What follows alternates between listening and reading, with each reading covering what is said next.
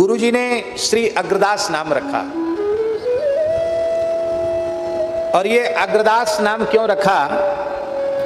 क्योंकि जानकी जी की जो 8 सखियां हैं उनमें जो आचार्या हैं वो श्री चंद्रकला जी। चंद्रकला जी प्रधान सखी हैं, आचार्या हैं, और उन्हें चंद्रकला नाम तो उनका है ही है, दूसरा नाम है उनका अग्र अली। क्या नाम है? अग्र अली, माने सबसे अग्रगण्य हैं वो, इसलिए उनको अग्र अली कहते हैं। और इस भाव को गोस्वामी तुलसीदास जी ने रामचरितमानस में भी आदर दिया है। चली अग्र करे पिया सखी सो। आगे आने वाली बड़ी रोचक कथा के लिए हमारे गुरुदेव पूज्य श्री राजेंद्र दास जी महाराज के अमृत मुख से अमृत वाणी सुनने के लिए कमेंट में एक बार श्री सीताराम या राधे राधे जरूर लिखें। वह चैनल को सब्सक्राइब कर लें और आगे की महत्वपूर्ण कथा जरूर सुनें। श्री सीताराम।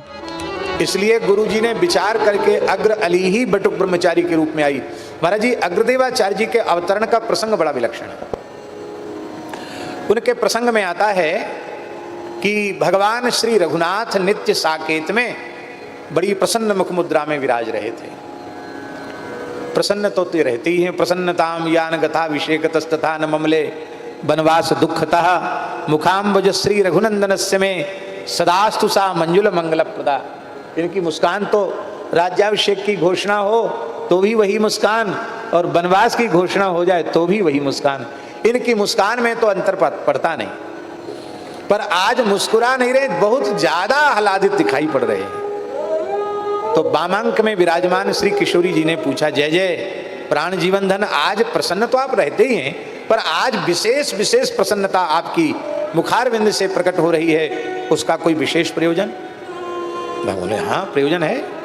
मैंने धरती पर श्री रामानंदाचार्य रूप से प्रकट होकर समाज के सभी वर्गों के लिए भागवत धर्म के, भक्ति के, शरणागति के, प्रपत्ति के द्वार खोलकर देखो कितने जीवों के लिए अपने नित्य धाम का द्वार खोल दिया है। बहुत बड़ा भक्ति का प्रचार प्रसार श्री रामानंदाचार्य जी के द्वारा किया गया, संपन्न हुआ। रामानंद स्वयं रामा प्रादुर्भूतो महीतले।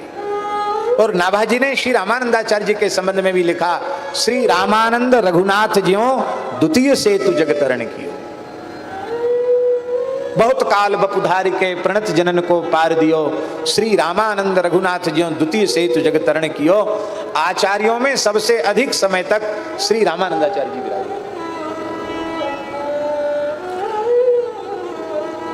संवत 1256 उनके आविर्भाव का काल है, और संवत 1515 में रामनवमी के दिन वो भगवत धाम प्रयाण किए काशी में पंचगंगा घाट से। तो 1256 से 1515 कितना हुआ? लगभग 259 वर्ष, 250 वर्ष से अधिक विराजे। बहुत भक्ति का प्रचार प्रसार उनके द्वारा हुआ।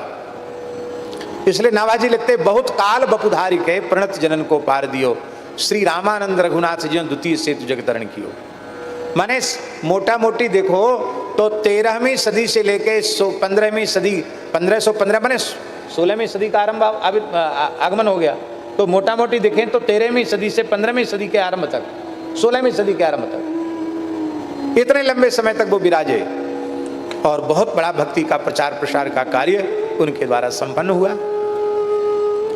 तो भगवान बोले, मैं इसलिए प्रसन्न हो रहा हूं कि मैंने सबके लिए द्वार खोल दिए, और कितना देखो भक्ति का प्रचार हुआ।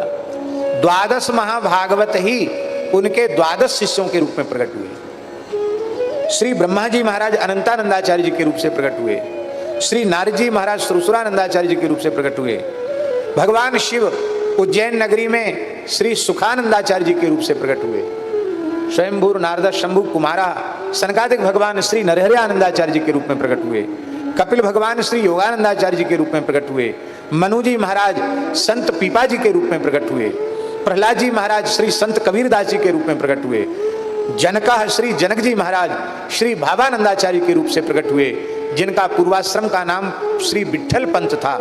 श्री संत निवृत्तिनाथ, संत ज्ञानेश्वर, संत सोपान देव और मुक्ताबाई के पिता होने का सौभाग्य जिन्हें प्राप्त हुआ, ऐसे श्री भावानंदाचार्य जी महाराज। देखिए राजेंद्र दास जी महाराज कैसे बता रहे हैं कि जनक जी किस रूप में जन्म लिए, महाराज ने किस रूप में जन्म लिया, मतलब जितने सारे पहले के भगवान हैं वो आज किस संत के रूप में जन्म लिया है। एक बार अच्छे से जरूर सुने। राधे राधे। जनक जी के अवतार हैं।